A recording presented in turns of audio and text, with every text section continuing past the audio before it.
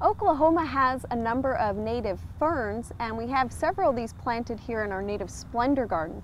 The first one I want to look at is an autumn fern, and this cultivar is called Brilliance. This is a really popular landscape fern, and it's widely available commercially. Our plants are fairly young. They've only been in the ground about a year, but eventually they're going to grow to about 2.5 to 3 feet.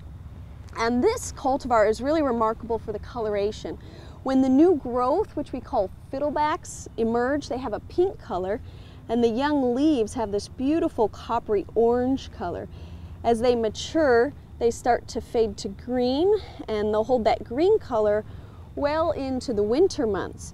Now, we get this color all season long because the new growth continues to emerge throughout the season, and so we have sort of a tapestry effect of the oranges and greens, really beautiful fern for the landscape.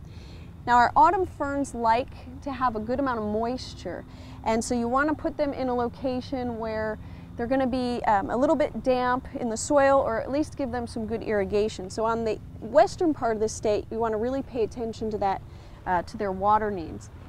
I have another native fern over here called the lady fern, and this is a very graceful plant. It has a nice, delicate, light green foliage, and what this is really remarkable for is this incredible upright structure.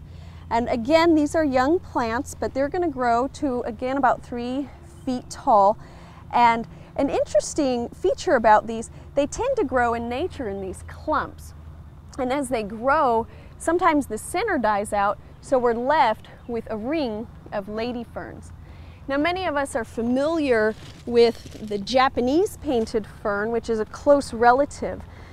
The scientific name of the lady fern is Atherium felix femina, and our closely related Japanese painted fern is Atherium nipponicum.